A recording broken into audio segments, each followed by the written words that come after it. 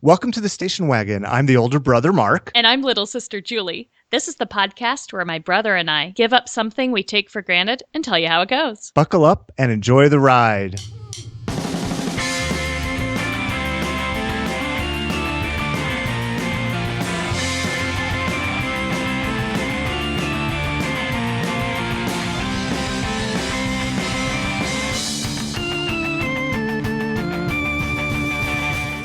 Hey, Julie. Hey, Mark.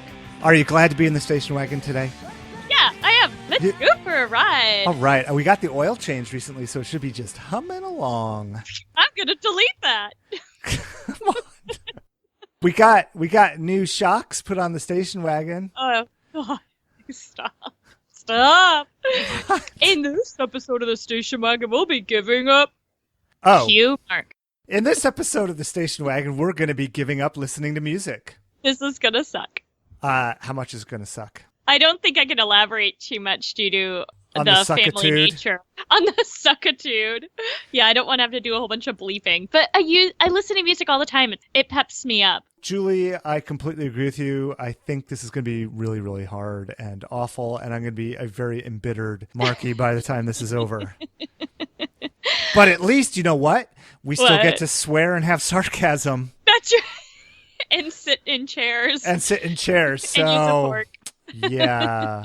And just pick up pieces of paper and then throw them in the garbage for the sake of it. Right. When we get I'm really... just kidding. Yeah, I don't we're do just that. kidding about that, trees. Do you know what music is?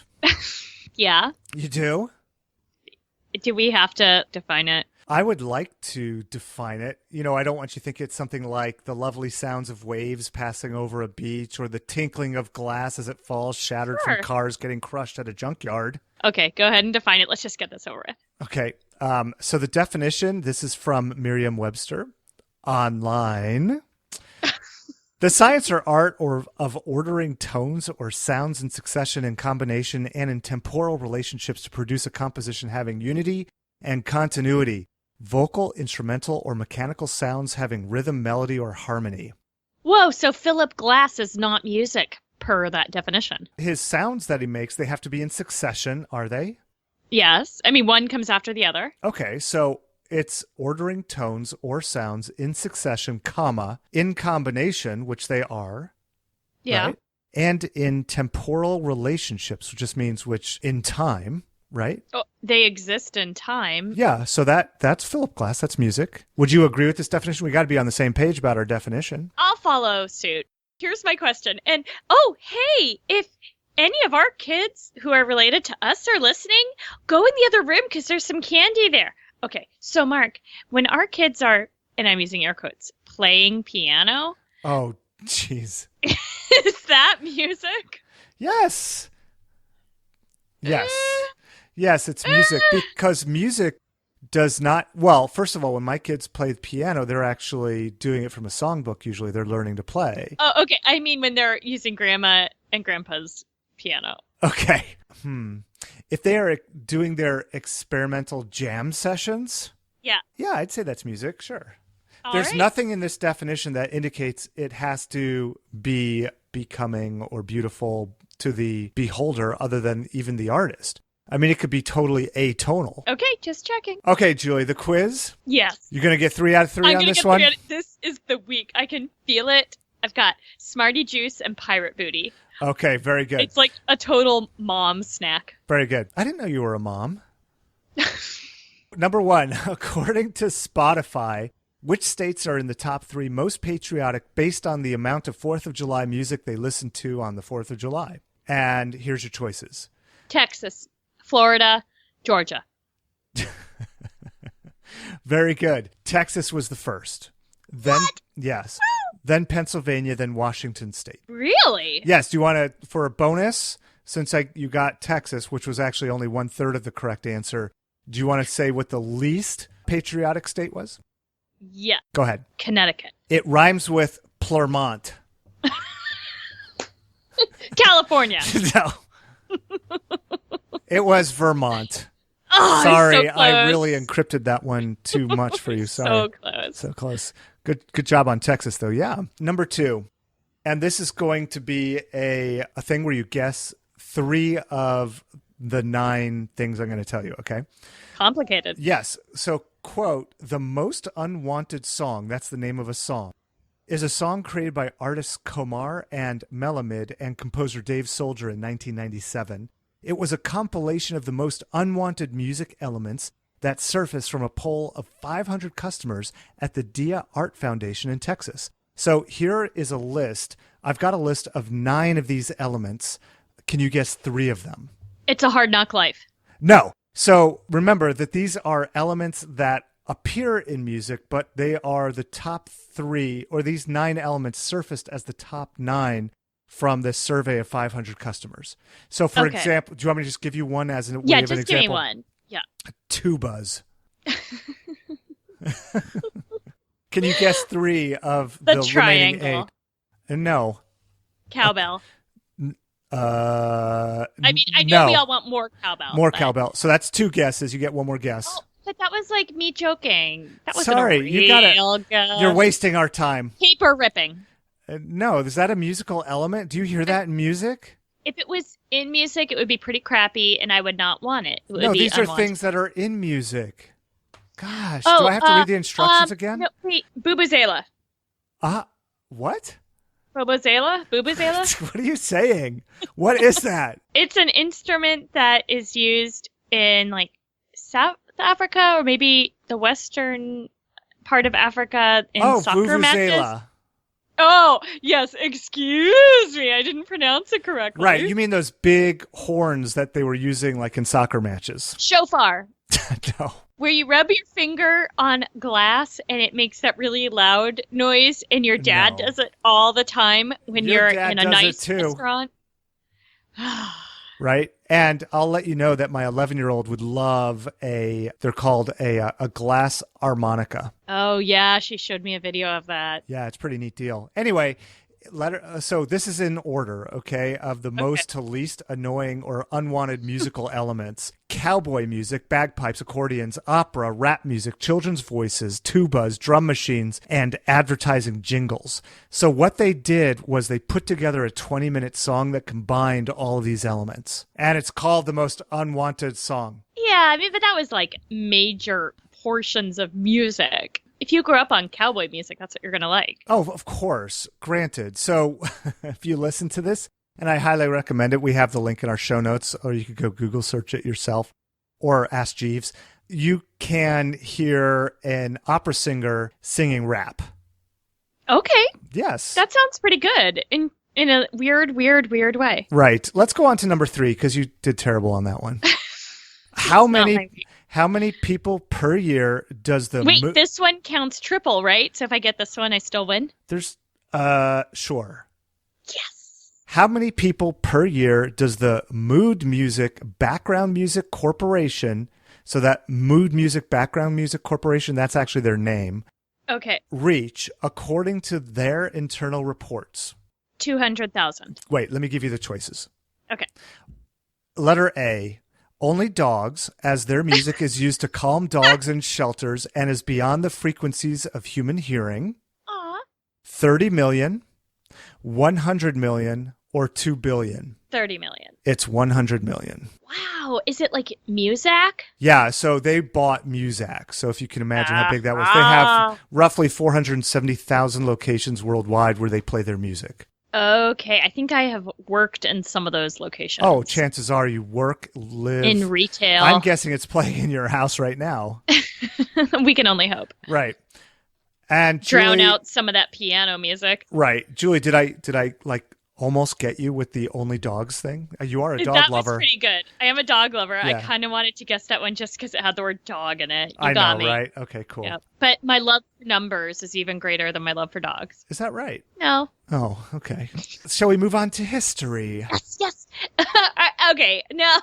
As I was doing my science research, I was like, how the heck is Mark going to do this? The historical and cultural relevance. Well, as I've said in past, my histories are pretty random, even though you don't think they are. This is very random. Well, I think it's important to acknowledge that this is a gigantic topic. Yeah. And so you're giving us some interesting tidbits, I hope, that, people might not know. You know what this is like? If I had to draw an analogy, it's What? like the M&Ms in trail mix. I don't get it. Well, these Spell are it like the good parts of the trail mix because like you eat the M&Ms and throw the rest away. Wait. And is the sciencey stuff my section, the raisins? I'm saying like of all the history of music, Oh, okay. I'm giving you the M&Ms and you can just disregard everything else.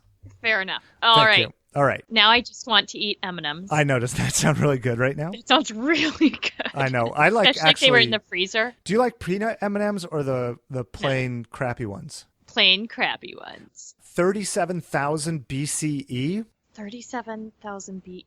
Okay, that's a long time ago. Yeah, Caveman right? time? Yes, caveman time, exactly. Okay. That's the official. Right, that's the official sciencey way of referring to it. In 1995, scientists or archaeologists or the people who dig up stuff, so I guess that could be children with shovels, True. found a bear femur that had holes drilled in it as a flute does, and their theory is that Neanderthals used it to play music. Whoa! Yeah, cool, right?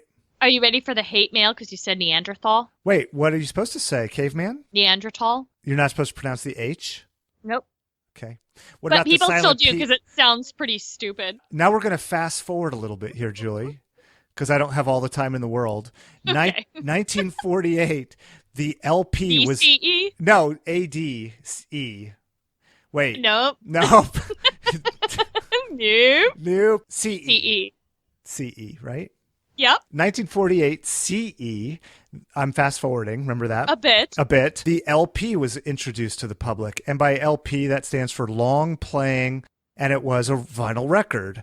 And Oh, I never knew that's what it stood for. Really? Yeah. Yeah, so before 1948, what I found, and I really didn't know this, I don't own any LPs. We don't have any in the house. I just grew up with them. Before 1948, they didn't hold as much music. The LP holds about 20 minutes per side. And before 1948, the albums held less. Like, I think it was like 10 minutes per side. And so there was this big bunch of research that was done leading up to the 1948 introduction to try to squish more music onto the same size of disc as the previous incarnations. Wow, that's pretty cool. Yeah, pretty neat deal. It was actually developed by RCA Labs, and Woo-woo! it revolved at 33 1/3 RPM. Does that sound at all familiar? Yeah, I remember having a lot of fun with our record player playing it at the wrong RPM. Right, exactly. You hear the Free to Be You and Me album. Right. Now, imagine what we're going to talk about in a second, what will be about other technology. But when the LP was being introduced, at that time, people only had equipment that played 78 RPM, which was the previous format. Right. So there was a lot, just like what happened with 8-track and cassettes that we'll get into in a second, and CDs, there was the technology fight that had to occur that eventually 30 record players had to have both eventually, 33 and 78, 33 1/3, 78, and 45 RPM. That's where 45s come from. So you probably see the same dynamic play over and over and over of the people, I don't want to say music snobs, but like the people who really want the next generation of music. Would you say aficionado? Aficionado, that's so much better. Because the idea of having 20 minutes per side is huge. You can listen to so much more. And especially if you're thinking about like Tchaikovsky or something. Right, like a whole symphony. Right, instead of having to break it up onto multiple discs. Yeah, which is also something that you've seen, yeah. Absolutely. So it's just a completely different thing. Or if you're having a mod 1940s party, and you want to play some happening tunes, you don't want to have to change the record every 10 minutes. It's the same thing we saw probably from 8-track to cassette and cassette to CD of who's going to pay the $400 or whatever for the time period for the new thing. Totally. And just so you know, listeners, we love the word mod on our podcast. So in 1963, cassette tapes were introduced. Philips actually introduced the first cassette tape to the world at the Berlin Radio Show. Now, do you remember your first cassette tape? No. What was yours? Tiffany. Oh, that's awesome. Yep. What's going to blow your mind here is 1964, the 8-track was introduced. My mind is blown. Right? In our show notes, you can see a cute picture of a car that has the 8-track in it in 1964.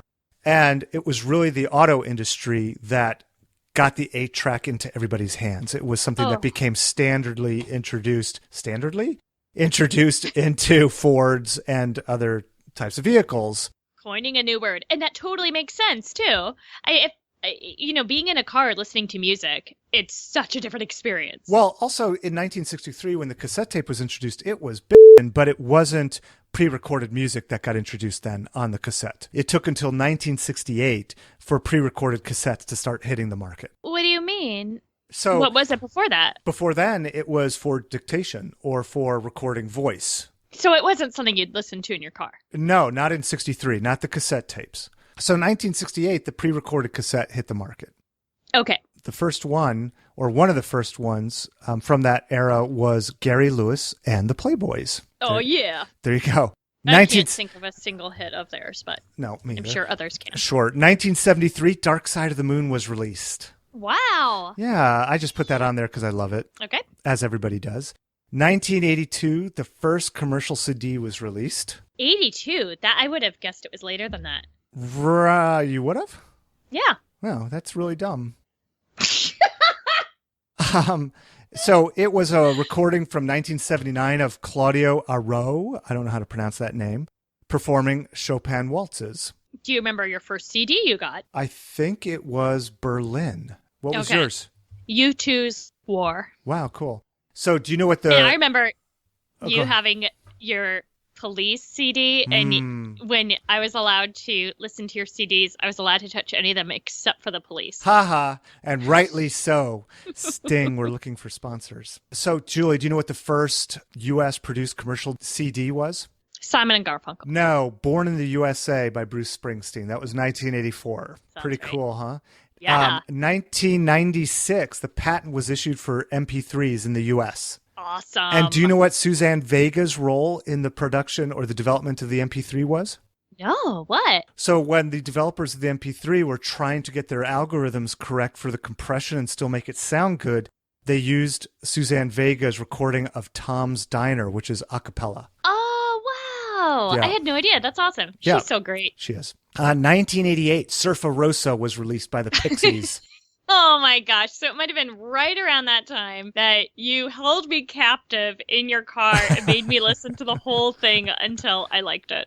That sounds about right. Yeah, that sounds pretty good. Thank you for that in retrospect. And actually right now I'm wearing my decade-old Pixie sweatshirt. So Is it the one that was peed on by your cat? I hope you washed it. I washed it, yeah. In 2016, so this year, this is really cool. So my 7-year-old, I'm just calling this 7-year-old integration. Okay. Because what she does now, and this is pretty amazing to me, and it couldn't have happened just a couple years ago, she will listen to music on my phone using Google Play Music, any song that comes up there, streaming, and she pulls up, and the lyrics automatically come up synchronized with the music using Music Match application. And then she prints out from my phone to our internet-connected printer the lyrics and puts them next to her bed, and she reads and memorizes them. So oh my gosh. All this technology has come together to make it so that she can have this much more personalized experience with music than I think I ever did. I remember treating the notes inside the CD case and the cassette tapes like gold. I mean, right, those the liner were... notes, right? Oh, totally. But I guess this explains how she was able to leave me a voice message singing me the entire song of Roar from beginning to end, that's a good one, word for word, yep, which totally. was incredible. I loved that. Yeah, she's really proud of herself. So no, I think that integration of music, I just wanted to point that out, and I'm sure our listeners know about that since they're listening to this on a podcast, just how omnipresent music is and how now with these kinds of apps integrating together, it just makes it that much more easy to consume it. So Julie, that is history. Thank you for listening. So when I was looking at the science, first of all, I'm only covering music listening because there's a whole different field of research about music creation and some of the benefits of that. Also, as I mentioned before, this is such a huge topic. I'm only going to cover today health benefits of music. Okay, oh, cool. There's tons of other benefits as well, like on workers and in the workplace and stuff. There's just so much. And a lot of the research I found was terrible, which is really exciting. I love reading research that has non-significant results because it's really fun because you get to see all the things people tried that just it didn't work.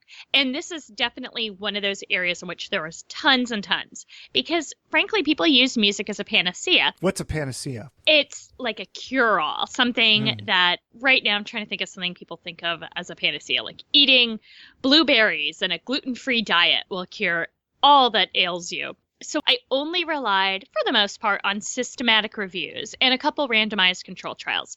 A systematic review is when a researcher says, hey, I'm interested in, for example, the effect of cookies on acne.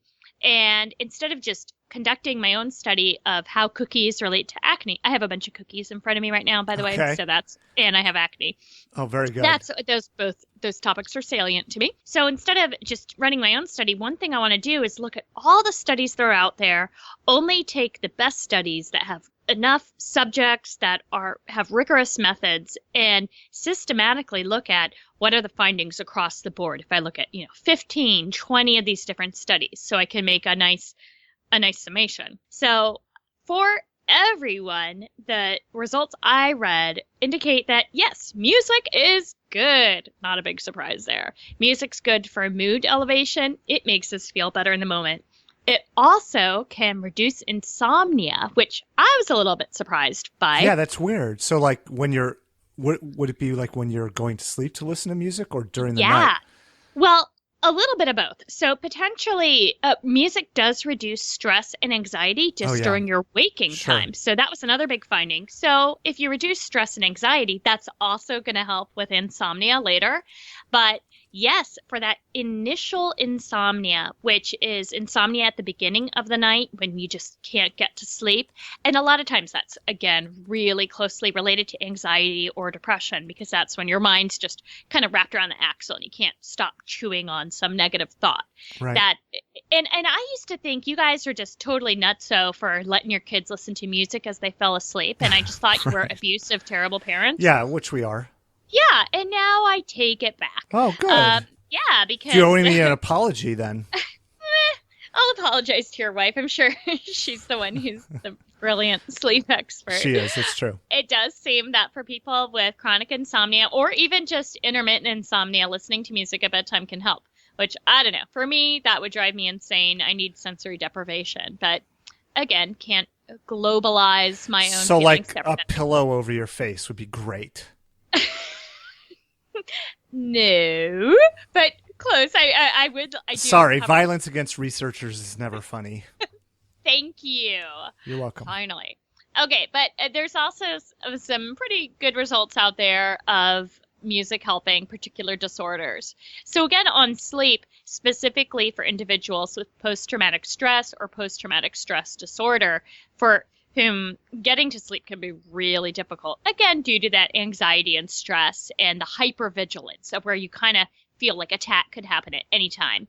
And also a fear of nightmares is very common for those with PTS and PTSD, because nightmares are very common with those disorders. So music can help them get to sleep.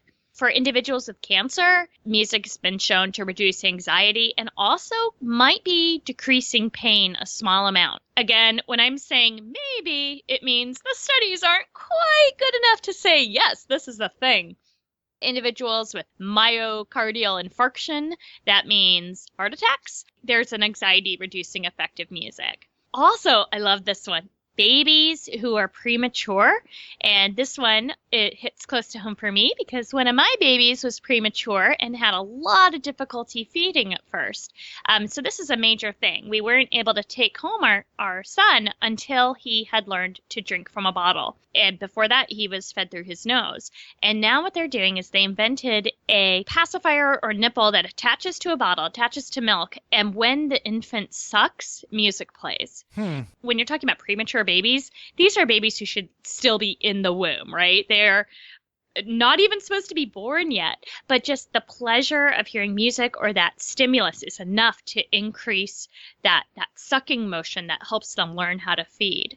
And it reduces their inpatient NICU stays by 20%. So that's just incredible. I mean, if we could have had our son out from his inpatient hospital stay 20% earlier, that's just amazing. I do remember when Jason and I were visiting the NICU one time, we were singing really loudly to our son, trying to wake him up so he could feed, and we were told to stop singing. But, Oh, you know, whoa. that might have been My due gosh. more to the style of music we had chosen. I mean, this has got to be just an innate kind of desire to hear music, right? That's so young. Depression. So, I don't know about this one. One systematic review I read said, yeah, music helps with depression, sure. But the Cochrane review I read said, meh, the jury's out. A lot of these studies aren't quite up to par in terms of quality. And I trust the Cochrane group. Music can also help patients manage their anxiety before surgery. And then after surgery, it appears to reduce pain. Do the patients have to be awake to listen to it, or is it something that the subconscious can process? No, these are all for individuals who are awake. Interesting. And okay. anxiety after surgery, and of course, sleep promotion. Dementia, again, jury's still out. Here's an important thing. A finding I read over and over in several of these studies is that when individuals can select their own music, that is very important. So we're not just talking about music for music's sake. I mean, of course, the infants in the NICU, the neonates, cannot pick, no, I want Twinkle Twinkle. But in general, it's not just hearing music that's going to make the difference. It's having your own music can have a much bigger effect. So for me, music pumps me up quite a bit, but it also can have a really emotional connection. It can make me feel happy, but also music can make me feel really sad if I hear a song that's connected to a sad time. What about you? Yeah, totally. I mean, it's just like a smell. Yes, it's evocative. Right. It brings back whatever memories were attached to that smell or to that sensation. And sometimes I will hear something, whether it's music or some other noise, and it just takes me back to that part of my history. So absolutely. And that's one reason why I put the Pink Floyd and the Pixies into the show history, because those are things that have, when I first heard those albums, have just such striking memories for me. Why didn't you put in the Smiths? I was never a big Smiths fan. All the other siblings in our family are, and we outnumber you. Yeah, it's funny. When you start doing the history section, you can include Meet His Murderer yourself. Okay, I will. All right, good. All right, so based on our definition, what are we going to do here? So we're not going to listen to music. Yeah, but it's around us all the time. It is around us. So I think that it's all about intent. So we will not use our own will, either through our own body or by asking others to turn on music for us. Okay. So in other words, we're not going to turn on music ourselves, and we're not going to ask other people to turn on music for us. And if music is playing in an environment in which we are in, or somebody else turns it on, we're not going to run screaming from the room, saying that it burns. Hey, exactly, jinx. We are also not going to run away from TV shows that have music in the background, because they all do. It's all about the intent. I'm not turning... Right. I'm not... Oh, God. I'm not turning on the... I'm not turning... Are you done? Uh-huh. Do you want one more? I'm not turning on the X-Files to listen to the music, although I do love the intro music, doing it to increase my skepticism of our military industrial entertainment complex. You want to believe. I do want to believe. That's right. So does that make sense? Do you agree with that? Yes. And I'm also going to try not singing to myself. I know we're talking about listening to music and not making music, but I'm also, I mean, I do play music at times. Yeah. And when I've promised to do so for others, I'll continue doing it there, but I'm not going to sing. I'm going to try not to sing in the shower or sing to my kids. I think we need to not whistle, hum, or sing or otherwise make music unless you're already committed to it. This is going to be hard. Everything worth doing is worth doing difficultly. Okay. Okay, so Julie, we're also going to give up making music with our faces. So I can still play guitar. And with our hands. So I can still play the butt drum. I don't even want to go there. We will give up making any music. So the fartuba. The fartuba. All right. Anything else? Oh my gosh, this is going to be freaking awful. How do you think it's going to go? We're going to end up listening to it without even realizing it. By us putting it on, you mean? I don't know. I mean, I guess not, because it does take an act to put it on. Right. So if one of my kids comes up to me and says, "Hey, Papa, can you play Roar on your phone?" I'll be like, no, sorry, but you can take my phone into another room and listen to it. Yeah. That's what we're going to have to do, that kind of thing. Oh, does this mean I can't play Dance Party on the Wii U? Are you doing it to exercise or to Yes. rock out? Both. Oh, well, if you're actually doing it for both, then part of the intent is to I listen mean, to music, just then to no. exercise, just to exercise. Jeez. Wait, are you lying now or are you lying then? Never mind. Delete. Okay, all right. I think we're good to go then. We are going to take a quick break, and we're going to cover our ears while you listen to The Pleasure Kills. Right. And then when we come back, you'll get to hear all about our gray lives without music. It's like before Dorothy went to the Wizard of Oz.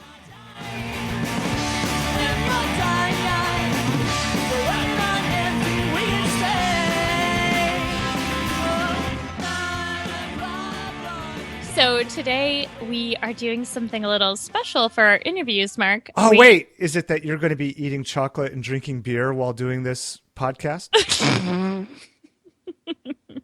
I don't know what you're talking about, in case my mom is listening. Yeah, she's not eating chocolate, Mom. We are very lucky because some amazing podcasters from Olympia Pop Rocks, Jemmy and Guire, have agreed to also do our challenge this time. So they've been giving up music for 2 weeks. No, don't they do something with music? Yeah, they are like actual musicians who like... For them, giving up music is probably much more significant. But also their podcast, Olympia Pop Rocks. It's amazing. It's all about local Olympia musicians, theater folks, carnies. Like the whole art scene in Olympia? The whole art scene, comedians. I made up the thing about carnies, but I'm sure they would do carnies too. Is it like a cornucopia of art? It is. And culture. Like, for example, they had on the local rabbi this last time. It's a really great podcast. I think they might even agree to have us on for a couple of minutes sometime soon. Well, awesome. Let's hear how it was for Jemmy and Guire giving up music for 2 weeks. And I'll just say this. I saw Jemmy a couple times during this 2 weeks, and I tried to get a little, like, heads up of like, hey, how's it going? And he was like, I can't talk about it. I gotta just save it for the recording. And he looked like a dude who was going through major withdrawal. Oh my gosh. I can't wait to hear it. Let's hear it. Yeah. So Jemmy Joe, tell me, was it actually hard for you to give up music for 2 weeks? Did it affect you? I can tell you this. I can tell you what it was like when I started listening to music again. It was like drinking water after having been in the desert. Okay, so you were dehydrated, but were you going to die of thirst?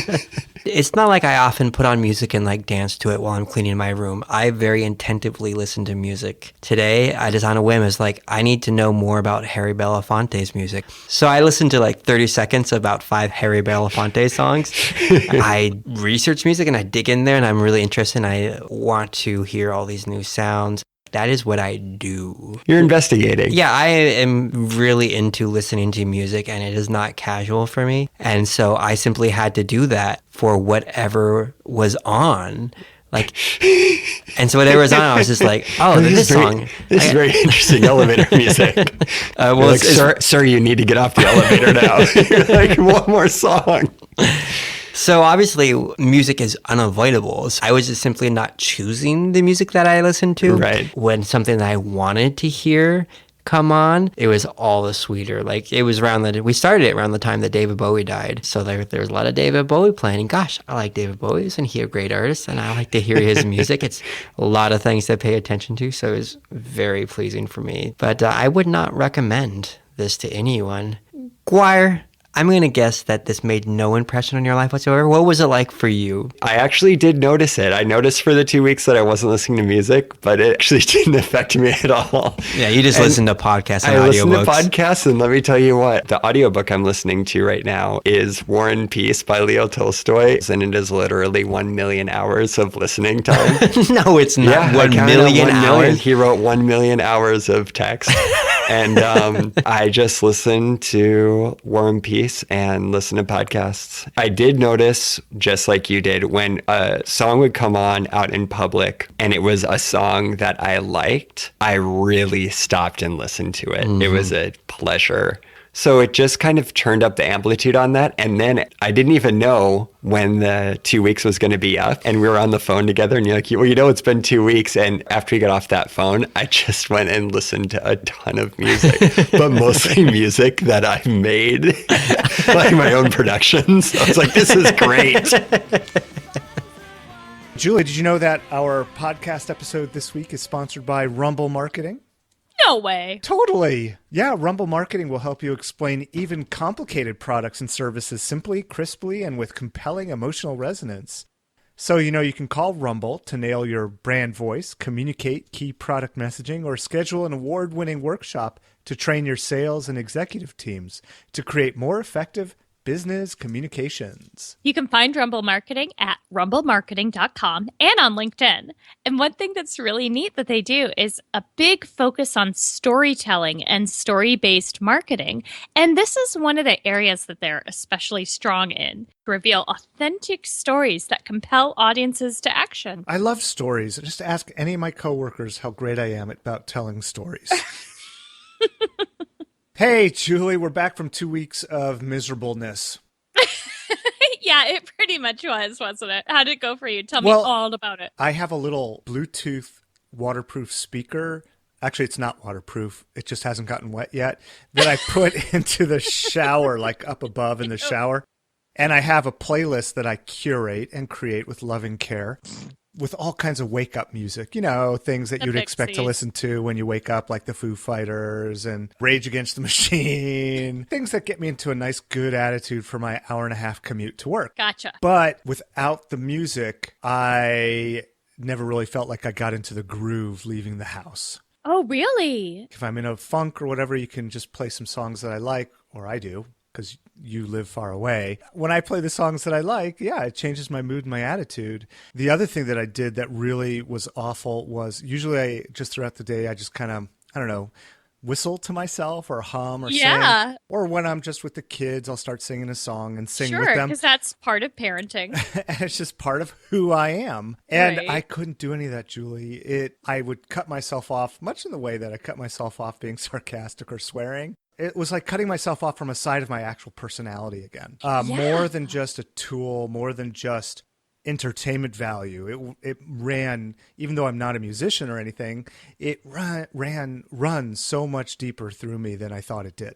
Just the desire to have music on, around me, coming out of me, etc. Okay, well, wait, I'm confused about something because I thought that we had agreed that if it involved our children, the music was okay. Well, I decided to be more hardcore than you ever are, so I filtered everything out. Just for the record, like in the future, if our podcast begins to affect you this much, especially like affecting your children, please feel free to do your Dorcas Marcus thing that you do and give up because, I mean, it's just a podcast.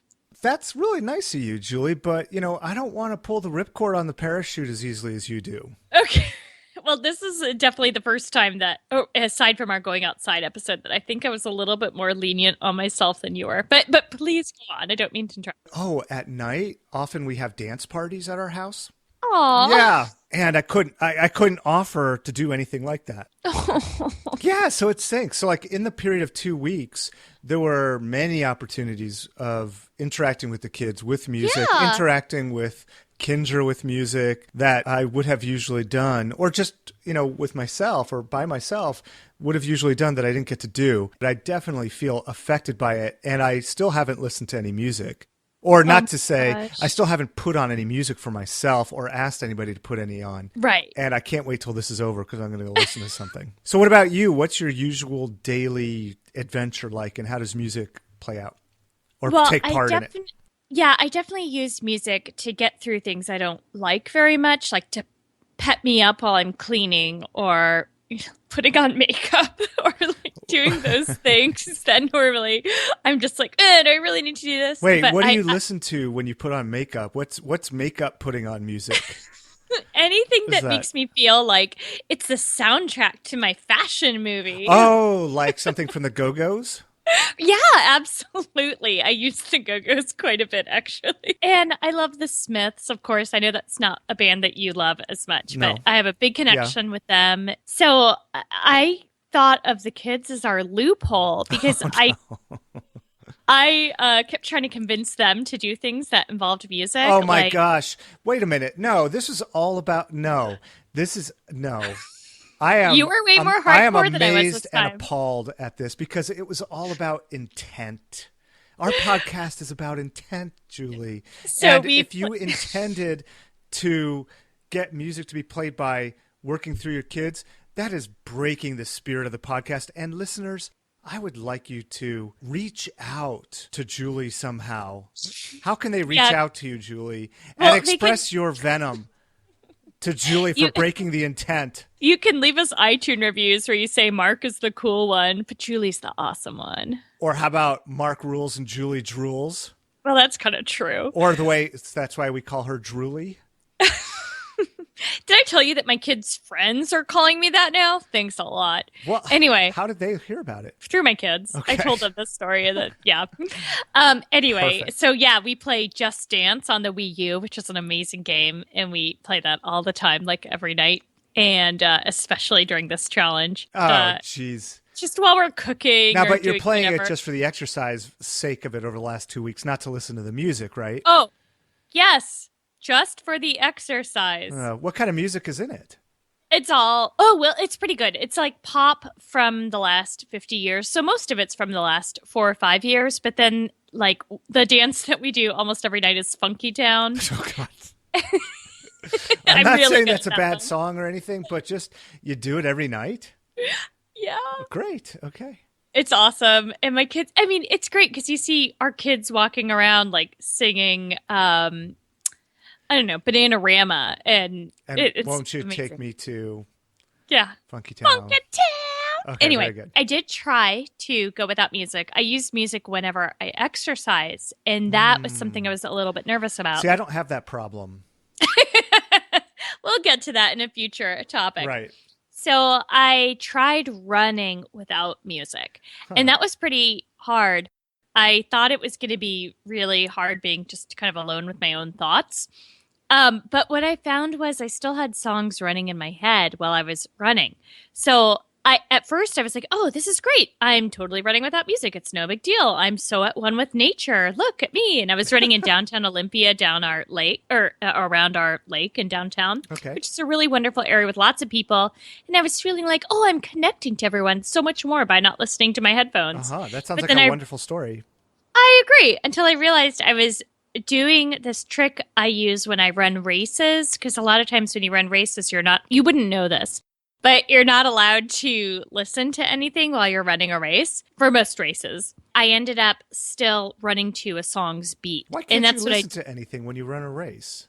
I don't know. It's kind of stupid. I think in part it's a safety thing. Like they want to make sure you can hear if a train's coming, I guess, or so you don't have a coach nodding. I don't know. We'll have to ask someone who's a more serious runner than I am.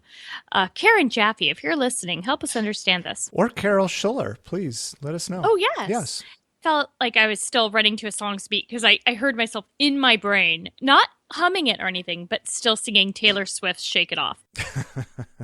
I was still doing this. I was still kind of cheating, I guess. I mean, it was still music that was helping me through this. The worst day, though, was when I left my phone at home, so I couldn't even listen to podcasts during my commute. And I was just kind of like alone with my thoughts for a while until I remembered that NPR is a thing, so I listened to that. What do you usually listen to when you run or work out? Usually, again, just pop music, something with a really good beat. Give me a specific example. Titanium. Yep. Is that what the cool kids are listening to? Titanium? Probably not.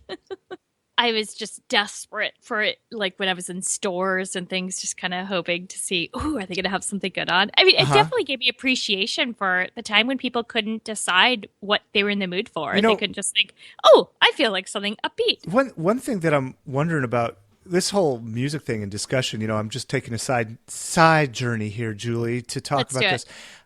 All of the music that you're listening to, that you say that you listen to, you kind of describe it as poppy, upbeat, with a good rhythm beat to it. Yeah. What's wrong with you? What happened to the dark Julie that we all know and love? The brooding misfit teenager. Yeah. Where's your love of I don't know, other stuff. I remember as a teenager once I went on a date with someone, and afterwards I asked him, "Oh, what kind of music do you like?" And he said top 40.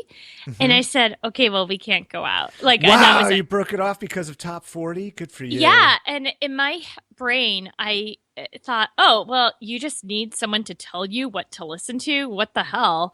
Like, what's wrong with you? And I remember playing him They Might Be Giants Flood, and he had never heard it before. Right. And That I was like waiting. so on the edge. I was waiting to see him get blown away like that dude in the MTV graphic, the original MTV image that you see the dude in front of the television and he looks like a huge wind is blowing him back. That's not MTV, that's a Maxell commercial. Is it? Yeah. Oh, well. Anyway. I'm actually wearing that t-shirt right now. Are you seriously? Yeah, literally. And except the one that I'm wearing says the name of my company on it. It was made by a guy that I work with. That's awesome. That I really like. Okay, that. but anyway, getting back to our third side story to our second side story. Yeah. Okay. So a couple of years ago, I don't know, it was an NPR drive or something like that, and like a fun drive, like a pledge drive. Yeah, okay. A pledge drive, and this is probably when I was in grad school, so maybe like 10 years ago or something, or longer. And I was like, what should I listen to? And I just started flipping channels, and I had it just on the top 40 station, and I realized, wait, this is good. I like this. It's all happy music. And ever since then, I realized I've been maligning this top 40 music just because it's popular. Right. To be like an anti-conformist rather than a non-conformist. And that's kind of stupid. And nowadays, I will be the first one to admit I really love Bruno Mars. I really love Katy Perry and Taylor Swift. It's great music and I'm loving it. I love Macklemore. Do you just love being happy? I love being happy. And I don't care who knows it. So so over the last 2 weeks, without your top 40, have you been just like fortunately, that's the music that's still in stores and things. I think if I was still like emo girl who like needed to listen to indie rock, independent, what's it called? Ambient music, like when I was listening to in college, then it would have been really hard for me because you can't hear that when you go to Best Buy. Right. But fortunately for me, I was still in the good. What about you? I mean, what do you listen to when you're trying to get high on life? So there's still a lot of Foo Fighters, Violent Femmes, the Pixies. That's like in my loud working music playlist. Nothing like death metal or any stuff like that. And then I also listen to my kids' playlist that we've made for them called Kids Adult Music. The Wiggles? So like music that is adult music, but that's more pure for my little children. Oh, where they like take out the bad words and replace it with... Or they just don't have bad words in general. Okay. Right? Like Katy Perry's Firework, that's a wonderful song. Totally approved. Meets my needs for playing to my kids. That's actually in their playlist. And so there's a whole slew of music like that. So I'm listening to a bunch of top 40 stuff too. But a lot of times, like when I walk around Fremont where I work, I'll put on 1990s station, like try to find a grunge station so that I can feel like, hey, check me out, brain. We're doing the Seattle thing. I love it. That's great. So I do that. That's pretty fun. That's awesome. Do you think this is overall interesting or just kind of boring or what? No, this one definitely gave me appreciation for what we have. I mean, really, we are the first humans in forever who, in the last few generations who could just decide, hey, I feel like listening to this kind of music right now. I'm going to go do that. Right. I mean, even kings and queens and monarchs couldn't have done that unless they had tons of musicians on standby. I mean, we really do live in a very privileged time for this. It's amazing, and I'm glad I'm not taking it for granted anymore, or as much at least. Yeah, that's really a great point. I mean, that's the whole point of the show, right? To give up things we take for granted and being able to... That is the point of the show, yes! I got to pin that to my forehead. Yeah. I don't know if I can be more thoughtful about it, but when I listen to it, I'm going to try to monitor how I feel when I'm listening to it, at least for a while anyway. That sounds like a lot of work. I'm not going to do that, but I am going to have fun listening to music as soon as we're done recording. That sounds great. Well, Awesome. I would totally recommend this to anybody who wants to try to give up something that they take for granted because it's everywhere.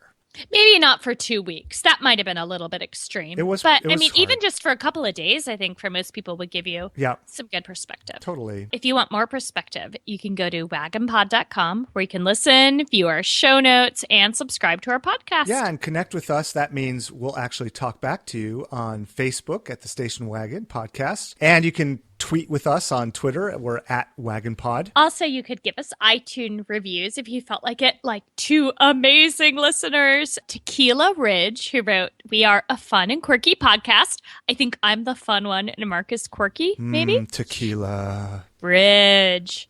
And Elevated Steve, who also wrote us some really nice email, by the way. Anyway, Elevated Steve wrote, "Can't wait for the next episode. I just finished binge listening to all the current episodes because I enjoyed them so much." And Yeah, Elevated he said Steve, so much. That means a lot. Good. Thank I'm you, a Steve. little concerned about Elevated Steve binge listening to that much. What? No, there's everybody programs should for that. binge to us.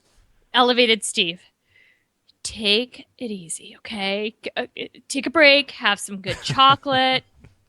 Not everybody gets to eat chocolate while they're doing podcasts, so-called Julie. Email us your suggestions for things we can give up so that we don't ever run out at wagonpodcast@gmail.com. Thank you to the Pleasure Kills for the use of the song Modern Problems. Thank you, Pleasure Kills. And thank you to Olympia Pop Rocks for joining our stupidity. I love Jemmy and Guire. They do a great show. And thank you to Rumble Marketing, as always, for making us sound legit. Yay, sponsorship! And last, to our spouses and children for putting up with us and having fun with us. Yes. What's next on the Station Wagon? I don't know. What is it? Sleeping in bed. Oh, right. Sorry. God. Dude, Oh, my God. I haven't broken it to my husband yet. When I told Kendra about this, she did like a little happy dance. Ah!